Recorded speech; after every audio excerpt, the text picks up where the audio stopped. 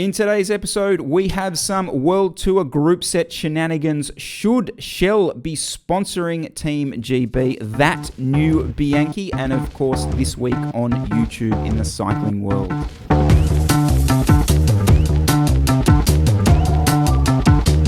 Well, it feels like far more than 1 week. Lots of info, lots of topics. Jesse, let's kick us off with a little bit of Groupset World Tour chat. What do you got for me? Well, actually, before we get into that, I've got a little secret, Chris. It's about something I'm wearing, which you can't see because it's underneath the table. It's compression socks. I'm compression socking. I've done it. Yeah, I'm down the rabbit hole. Massive bombshell. I feel like I had to announce it. I'm sitting here with my flight socks on. All right. Well, while we're sharing on our drive down to Barrel on the weekend, I ran full compression tights. Oh, the tights. For the 1.5 hour drive. Yeah, that wasn't long at all. Oh, and you didn't ride in the morning. Yeah. All right. Oh, is that a thing? So you got to ride? Is it post? Is it? I thought it was just for travel. Well, it is, but I like to do it if I've ridden and then sitting around, so the blood doesn't pool around. But I had to get out there. I felt gross sitting here with my dirty secret. Thank you for sharing, Jesse. Maybe you can jump on full gas behind you now. 30-day free. We'll get to that. We'll get to that. All right. So let's talk some group chat. Oh, this was a big one. This blew up, didn't it? So Jumbo Visma going to SRAM from Shimano, and then about 2 days after that, it was announced UAE ditching. Well, I don't know if ditching is the right word. Leaving Campy and then picking up Shimano. So it looks like Shimano have gone from Jumbo to UAE. And SRAM, that's a big score for SRAM. First thing I thought, holy cow, that is epic. Yeah, it's a pretty big get. It's a pretty big get. I'm always massively torn with this stuff because people think a lot of the time that it's a performance, like, oh, they're moving to this for a performance thing. Oh, it's a weight saving. It's honestly purely financial. Like, I know there's rumors going around that SRAM offered just massive coin to get involved with this, and Shimano just stepped back and didn't even sort of partake in any of the bidding. And like, there's the other thing here, and this came to light during the COVID stuff, that there's only, I think, 2 or 3 actually sponsored World Tour teams. And by that, I mean they get all their stuff for free on top of the sponsorship agreement and the fee and that kind of thing, which I think was like DSM, FDJ. May have been one other. So, I mean, just from a purely financial perspective, like Visma have just, according to reports, doubled the amount of sponsorship money from their Groupset manufacturer, and now they're actually sponsored by it as well. Do we know how much money?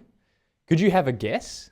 Like, how much is SRAM paying per year to be on Jumbo Visma's bikes? Like, are we 7 figures? On top of, like, cash, because obviously every group set, if they're getting supplied, is obviously going to cost money. But what are they what are they actually paying there? Like, any guesses? I'd like to think it's a lot of money, but I'm not actually sure it is. Like, in the scheme of things, like obviously F1 and stuff like that.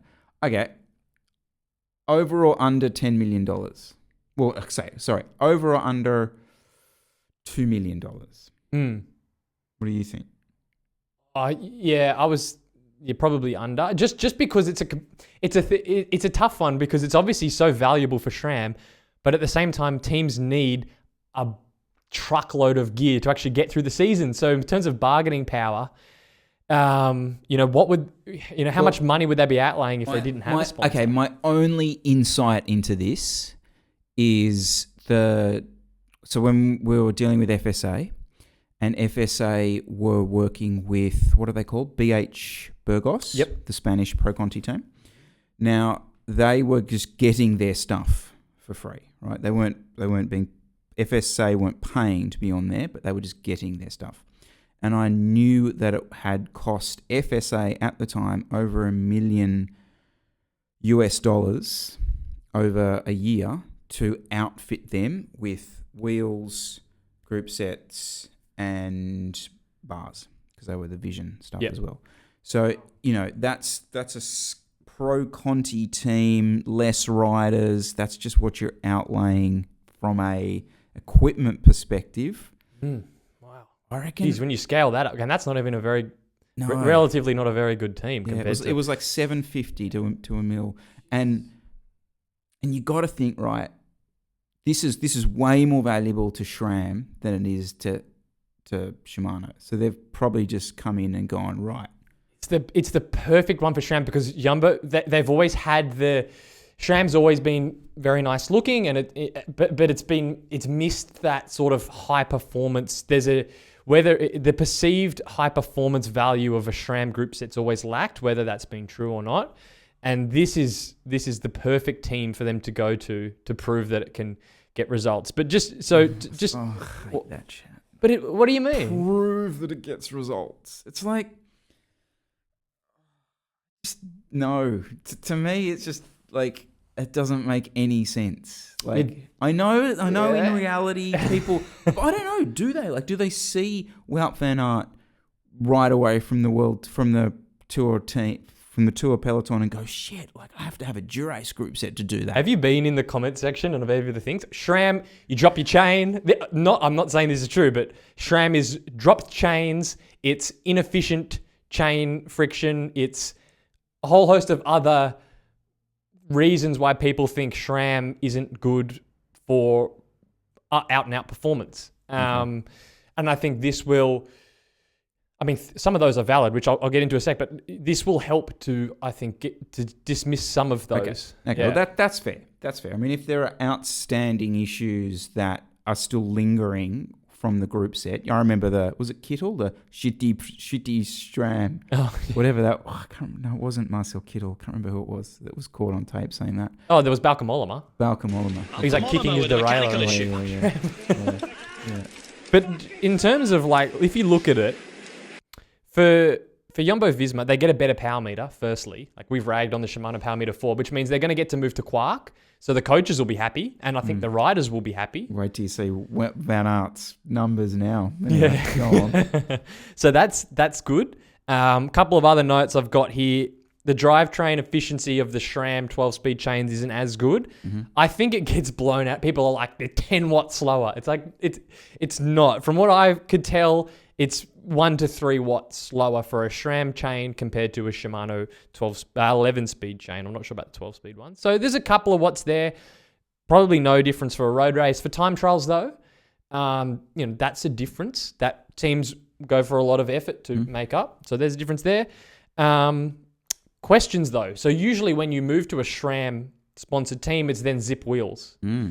Will Jumbo Visma be running the Zip wheels? Because I know Cervelo have put a lot of effort into their reserve wheels with the discs and things like that. So will they be happy to let that go to run Zip? I haven't seen anything on that. But Visma running... They're not running Shimano wheels. They're running the Cervelo wheels. I thought they were running the Shimano wheels. They have been. I think for time trials, they've been running the reserve wheels. Okay. And yeah, just in the marketing... they've been really pushing them. So I have a feeling they will want to run the reserve wheels. But yeah, we'll have to wait and see what happens with the wheels. So that'll be interesting. What about UAE moving to Shimano from Campy? Yeah. I was kind of sad when I saw that. Yeah, I agree. Again, probably comes, UAE is like plenty of money to throw around, doesn't really bother them. But yeah, no, I agree. Like, I'm not going to sit here and say that Campy, especially EPS 12-speed, isn't beautifully superb. Like, that to me is not a performance thing, surely. Like, that's probably maybe a practicality thing. I don't know. But yeah, I'm disappointed by that. And I'm also disappointed by the fact that leaves Cofidis, and I'm going to say AG2R, though I don't know if that's... I think they moved off Campy. No, they were on it this year. Were they? Yeah, definitely. They were the BMCs. With the BMCs? Yeah, the BMCs all Okay, so they were still... Okay. had it on there. Right. But I'd be super disappointed to see that go if that's the case. Potentially we've got a 13-speed campy group set coming, but man, that's it's sad, and I know this shouldn't get me, and I hear people say this, and I always kind of go, "Oh, that's silly," but it will be a bit sad to see a Colnar go with Shimano on it, and not with an SRM. UAE on SRM power meters. Where's the PC8s? The PC8s. They're still on them. They're on. Yep. Brilliant. Tade's on the PC8. Brilliant. Yeah. Brilliant. Yeah. So they're going from an SRM power meter to a Shimano one. It's like, oh, tears. Yeah, devastated. I did see, was it Soler? It was someone during the Vuelta that crested a climb, and he was solo, and he goes down to his PC8, and you see it sometimes where you see guys obviously scroll to the screen where it's like, here's the map of where they're about to descend, and you saw him sort of fiddling with the PC8, and I was just thinking to myself, I don't know what that's going to tell you, mate. Your current torque setting. It's him trying to get his GPS signal back.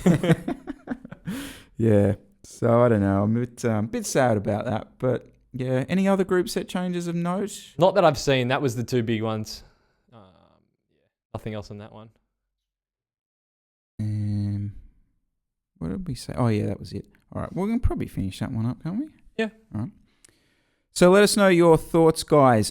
Over or under $2 million cash for Shimano, sorry, for SRAM to get involved with Jumbo Visma. Let us know down below. So Shell sponsoring British cycling. I don't know if you saw any photos from the Track World Cup, but they're the Team GB riders, and they've got this massive yellow Shell logo on their left and right shoulders. It's like, what's going on here? The Track World Cup, just for a minute, just capturing the imagination of the cycling world. Anyway, that was on last week. We're going to have absolutely nothing on that. Don't worry, guys, because we didn't know what's going on. I was reading this article just to sort of get an update on what the go is with this. And I'm reading this thing on The Guardian. It says the governing British cycling claimed it would help our organisation and sport take important steps towards net zero. This is Shell sponsoring them. Yes. And then there's someone here from Greenpeace said the idea of Shell helping British cycling reach net zero is as absurd as beef farmers advising lettuce farmers on how to go vegan. God. This one though, I think I'm not too interested in like the idea of Shell sponsoring British cycling because it is absurd to reach net zero, like with that being the aim. Like it's hilarious. But I think the backlash, it was something I had a bit of a different take on because there was widespread outrage at it. People posting photos on Twitter of their cut up British cycling licenses. Oh, really? Yeah, big outrage. I'm leaving. This is terrible. And pretty much unanimously not for it. And I don't know. I don't necessarily agree. The way I see it is Shell have a bunch of money they need to throw at something. It's a line in their budget somewhere, in their marketing budget that says we need to spend this, and someone's getting that money, whether that's British cycling or motorsport racing or some other organisation. That money's going somewhere. So as far as I'm concerned, I'd prefer it be going to cycling as opposed to anyone else. Sorry, just really quickly. So the issue with Shell sponsoring it is that they're a petrochemical company. Is that exactly? And they're contributing to climate change. Right. I mean, I think draw the point of saying, well, what about Ineos and what about Santos and Gazprom, and even you could then say, what about Bahrain and whatever. Like, I don't think, let's just like stick on this on its merits. Because I mean, if you start pointing out it's like, we'll be here all day. So there's that. So just on that, right? So instead of going to British cycling and saying, you should never have done this, I'm leaving, and just kicking up a stink, is there not a way that this has, given that this money is going, someone's getting this money because it's going out and it's a pittance to Shell in terms of the actual amount. But isn't it better to try and make that money do something useful as opposed to just being totally against it, and then the money just goes elsewhere. For example, instead of writing to British Cycling saying you should never have done this, I'm quitting, or essentially doing nothing productive with it, why not lobby British Cycling to take a portion of that and do something productive with it? Something at the grassroots level, or something to assist commuting, or something that has a net benefit with money that's coming from a dirty company, but that was going to go somewhere anyway. That's what I think would have been a more productive. Well, I mean, to play devil's advocate on that, I mean, the people who are cutting up their things would say, yeah, that's all good and well, but the ends doesn't justify the means, in the sense that Shell would be getting the kudos for this. Essentially, it's called greenwashing, right? Like they try and cover their own ass by, there's a reason Shell are sponsoring a environmentally friendly looking sport like cycling. They're not throwing that money at F1. Well, they are throwing a bucket of money at F1, but that money is clearly, that marketing part is to try and soften the image of the brand. Like, I'm very skeptical about all that, but I hear what you're saying, in the sense that, like, if that Shell money builds a bike path, then does it really matter? So, I mean, again, this is one of these ones of how far down the road do you go. So I will ask you then, let's say Oz Cycling, sorry, I just wanted to pause for a minute. Oz Cycling suddenly get a cash injection, so triple their funding. They can now fund a national road series, promote it, potentially even get it on free-to-air television, because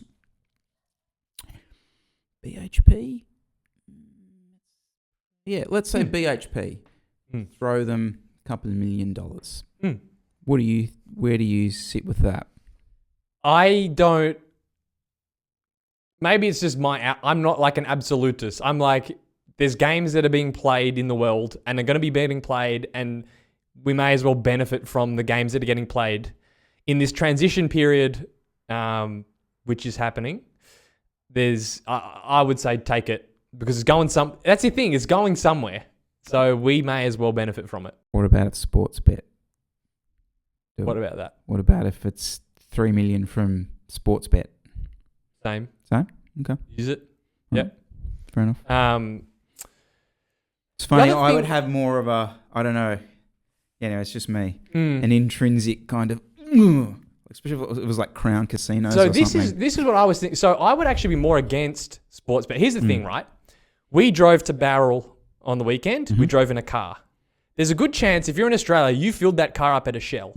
So treating Shell like they're Al Qaeda when they're on every bloody street corner, and I would say 90% of the people outraged probably use a Shell to fill their car up to go and do things in life. I find it a bit, it's very idealistic to sort of be so against it when we need petrol stills. And okay, you could say they're actively taking measures to reduce renewables, blah, blah, blah, blah, blah. But I don't know. Shell is still a part of our everyday life, and will be probably the next decade or longer until change is made. So I don't think treating them like they're a terrorist organization when they're on every street corner is productive. Fair enough. Just remember to send all your pictures of dead baby seagulls that are caught in oil spills directly to Jesse Coyle, 9/7/12 Street, Waterloo. Go nuts. Don't send them to me. I don't own a car as well. So Ooh, don't come at me with green. your bloody green credentials, because as far as I'm concerned, I'm pretty good. Let's keep over in the UK, and it just got announced, unfortunately, the other day that Ribble Weldtite, the Continental team, very well-known team, they're folding. Another team that's folding. Reason being, so Ribble was still interested in supporting the team with sponsorship, but they were missing another chunk of cash from another sponsor, and they couldn't fill that, so they just had to end the team. This has come up a few times, actually, and one of the one of the themes, again, in the comments on the news articles on this is, well, why don't they just fundraise? Why don't they just crowdfund to get money? And we've seen it a lot, even domestically, with crowdfunding to run a team. Can we just, for those that aren't aware, are you able to give us what's the go on crowdfunding a team? Because it seems like it's a solution, but does that work? Did you consider that with NERO? So, look, my take on this is that there is, there's a whole argument and there's a whole discussion about the structure of cycling and how it's, it is weighted against teams, especially the lower down you go, the harder it is to actually maintain any sort of form of financial semblance, and let alone any stability or continuity throughout the years. Absolutely. And a large portion of that comes down to the structure of it, and a large portion of that comes down to the governing bodies that operate. Now, I can only obviously talk about what goes on here, and again, it's too much of a niche subject to get into about like our governing body and how the lack of promotion has really killed that off. But, okay, there's still, in my opinion, right, there is still a lot of accountability for teams to essentially try and find a point of difference, okay? Because there's always going to be the teams. There's always going to be the teams that have the traditional, like the boys club type funding. They've probably got some ex-professionals in there. They've managed to maintain some sort of a relationship, and they've been around for a while, and that's fantastic. It's successful. It works for them. But when you're new and you're coming into the team world, that system's not going to work for you. So you have to find another way of generating interest in your team, generating essentially some financial interest in your team. And I don't see enough teams trying anything. Now, I'm not going to make this full negative. I'm going to be positive, all right? Positive. There's one Conti team that I've seen in Europe, Beats Cycling, who've been doing a fantastic job at trying to actually create a point of difference. They've got members, like they're trying to essentially run it like a cycling club, and you can be part of this club, and they've got a great structure behind it. And you do. It's a really good way of bringing in people that way. Like, obviously what I tried to do is create a YouTube channel and show people, like, this is the racing, like, get people interested in that kind of thing. And that's there.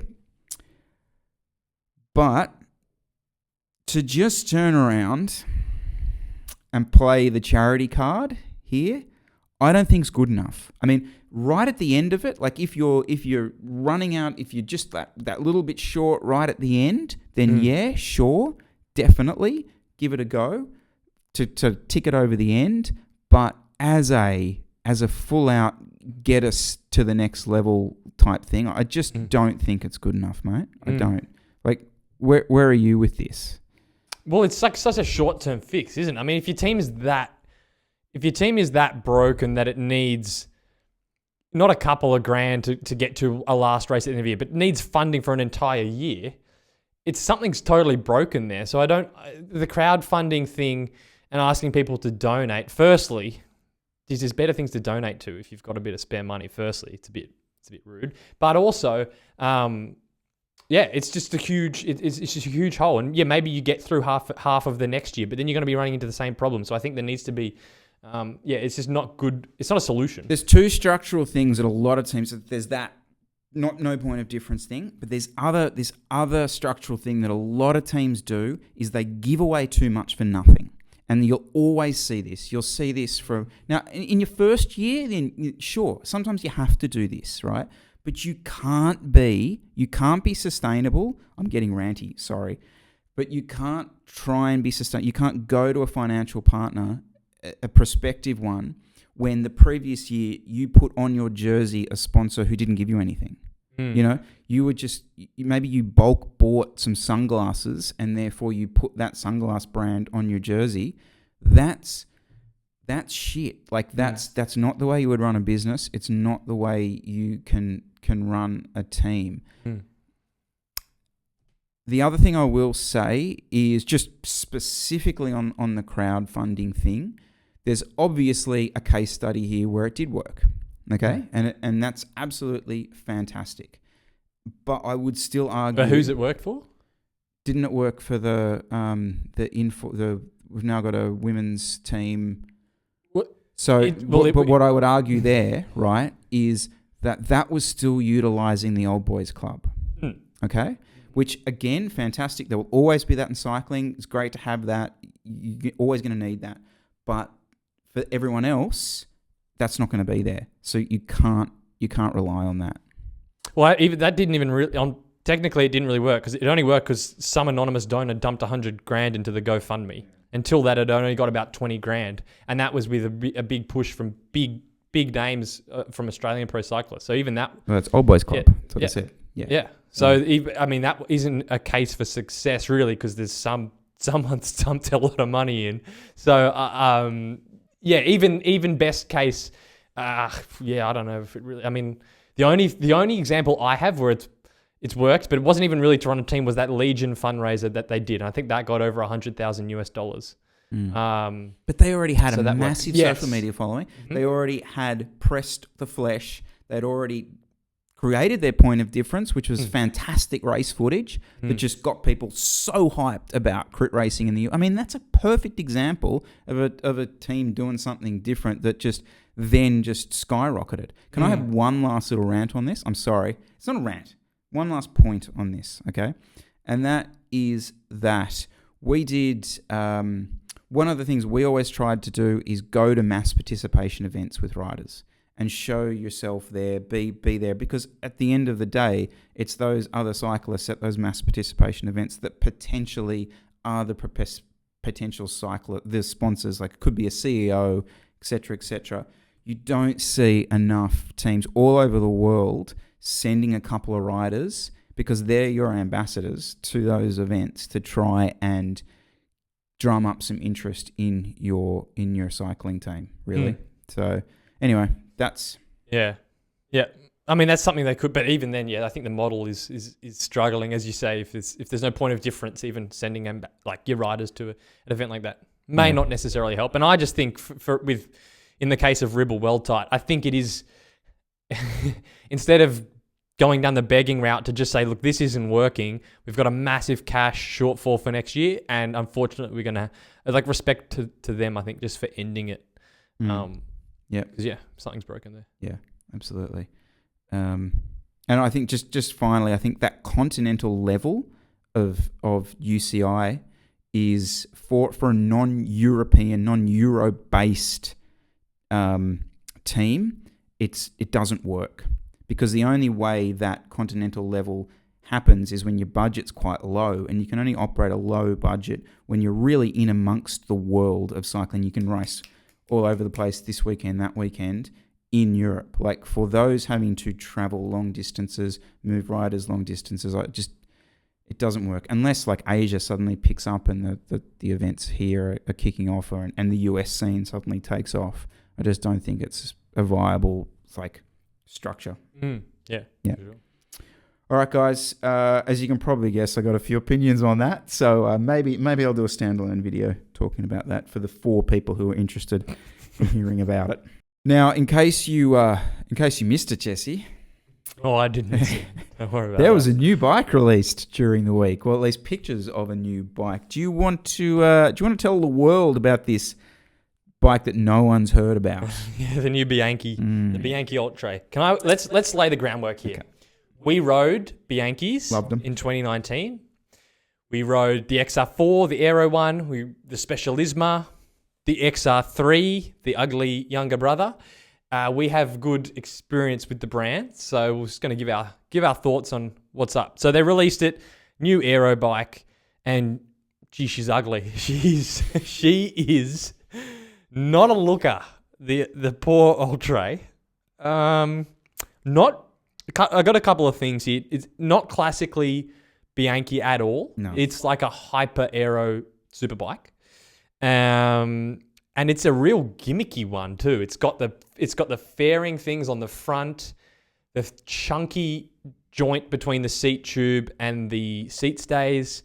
It's if I had to put it in one sentence, it's like the first prototype design of the Cervelo S5 before they refined it. It's yeah.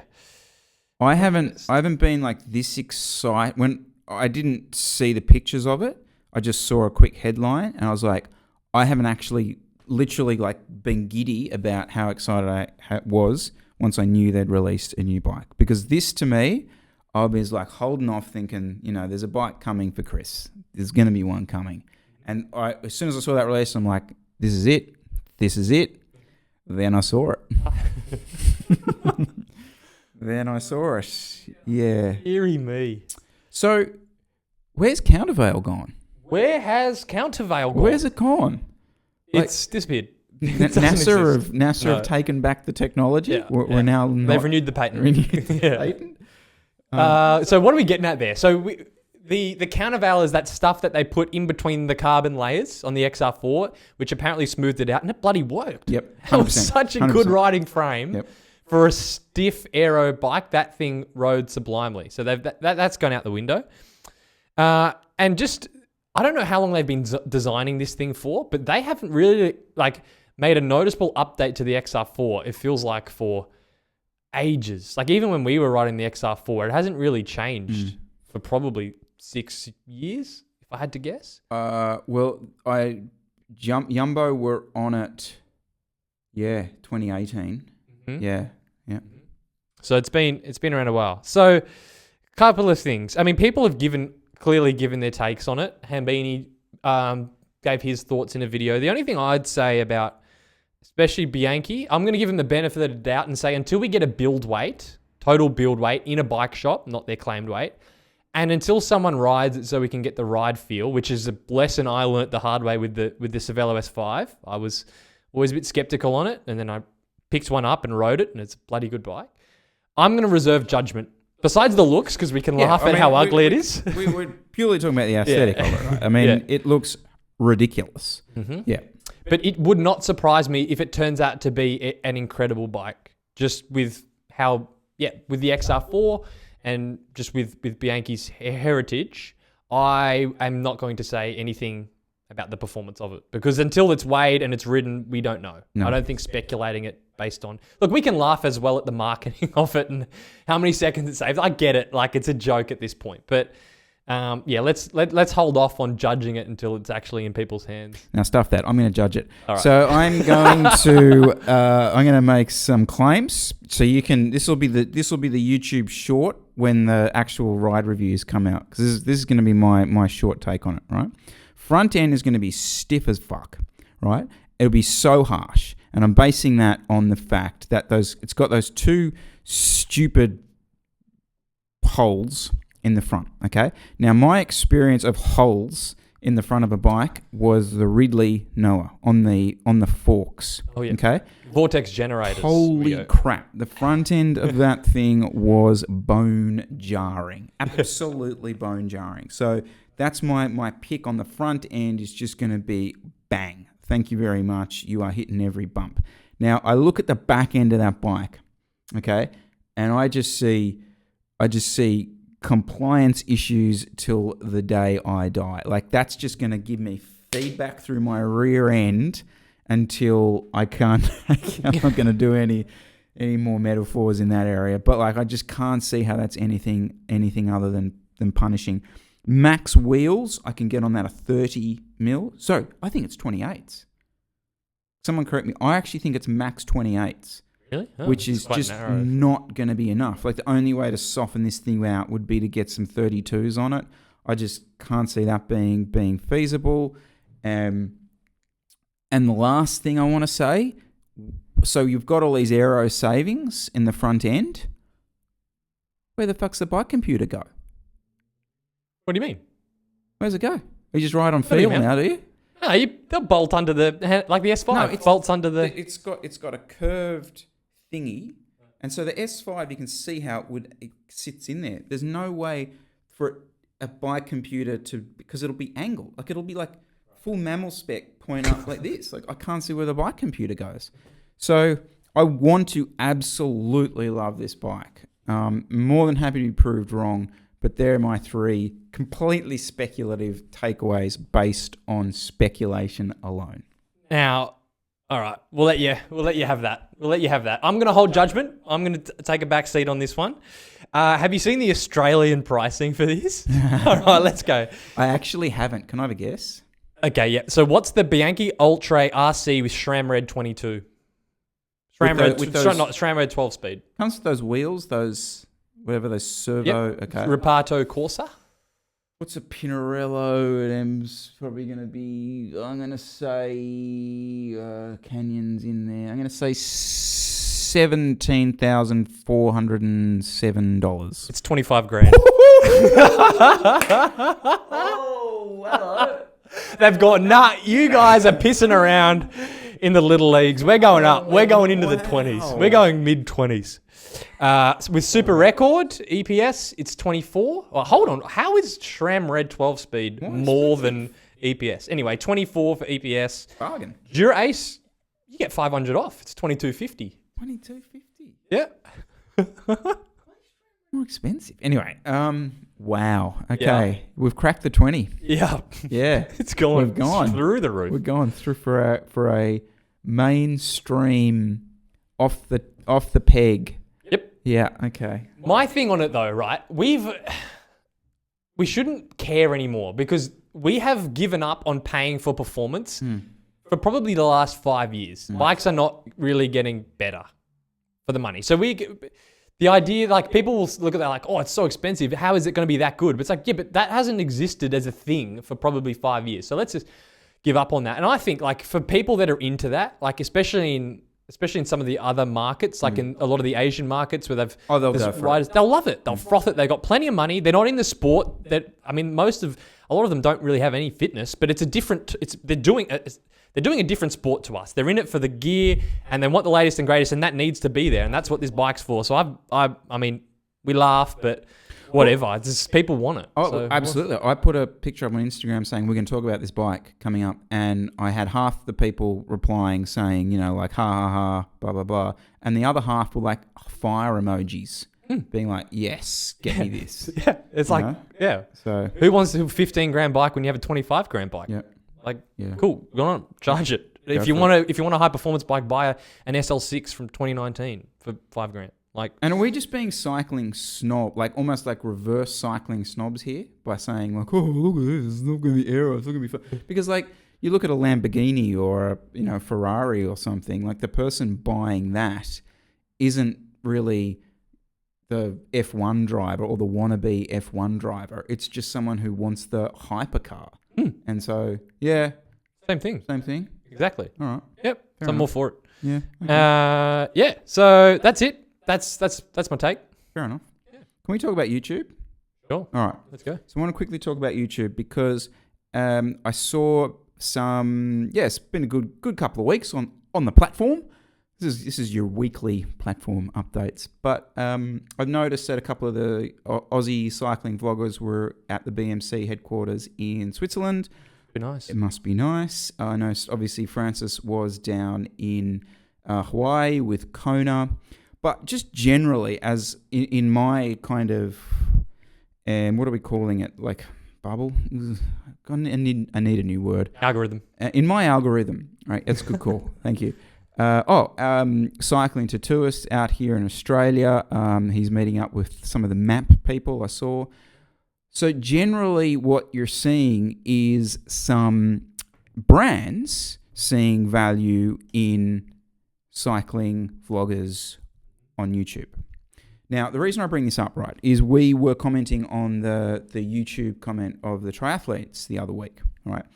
And and how good the production was and everything like that. And the two of us were talking the other day about it, and we're like, well, there's a reason the production's so good is because they've got a budget to do this. Like the brands that are backing them are actually like, funding them. They're giving them good money to make good content.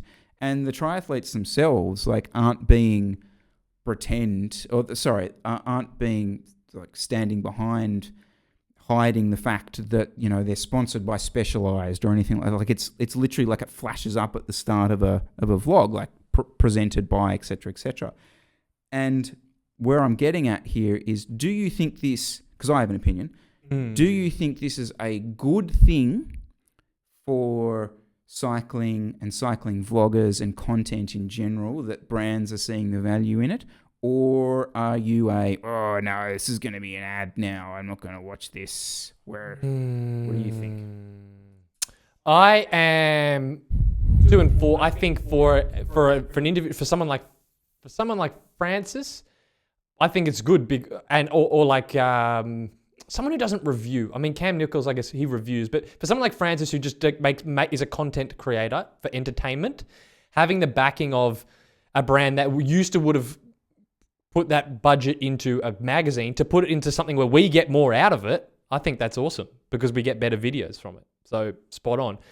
But for channels who are supposed to be reviewing bikes, I think that's where it gets a bit muddier. That's my take on it. But I think overall the shift towards the athletes. Okay, let's move away, because there's not really that many review. Oh, there is. Yep. Okay. Cycling tips. So on magazines. YouTube. Yeah, but on YouTube, cycling they're pumping resources into their YouTube channels. Cycling Weekly have a whole best bike of the year thing. I'll let you finish. It's just I don't see that as a cycling vlog. I just see that as just a magazine that's on YouTube. Like it is, but they're competing for funding and for exposure from the brands to go to the events and have support, essentially. Okay. Isn't that the point?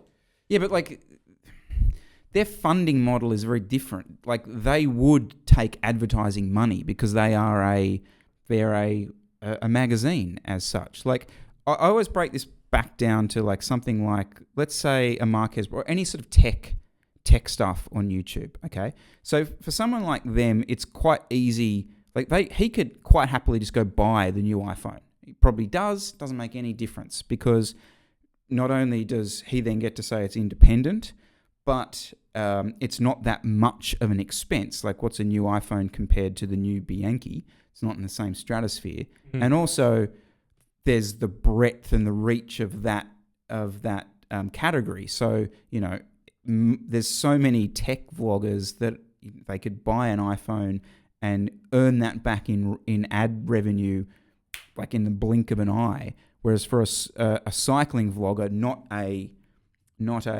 magazine, you can't go and just buy a $16,000 Canyon and expect your 4,000 views on YouTube to come within Bull's Roar of that. So then you start going in this weird middle area of like, well, okay, do I borrow it? Do I buy it?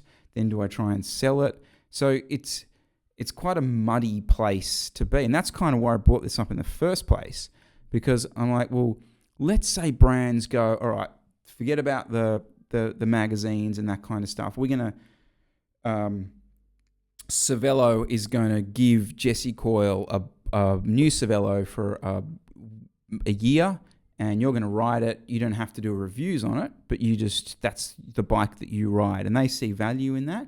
I think to myself, that's good, because that means Jesse Coyle can make better content, because he doesn't have to buy a new bike. He saves that money. He's also potentially, they look after him with a bit of expenses. It saves him money there.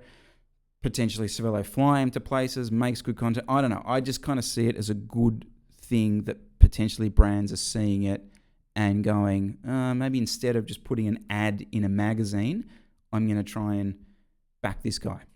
Well, I agree. That's what I said. I said I'm all for them shifting money away from ads and giving it to the influencers, but the content creators. But there's a difference between a content creator like Francis, who's making entertaining things with it, and people who are using the frames to do review videos. Okay.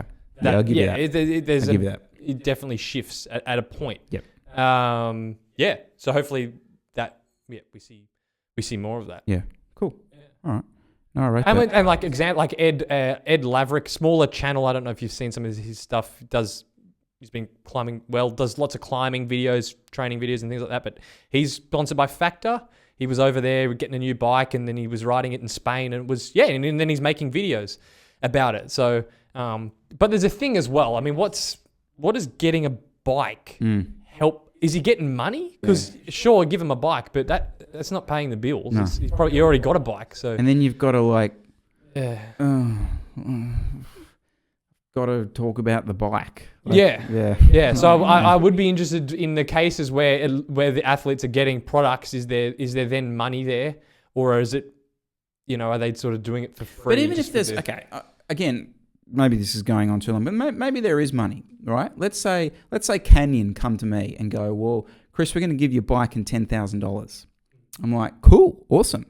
That sounds good. Now, does that mean I can, when I get the bike, that I should not review the bike?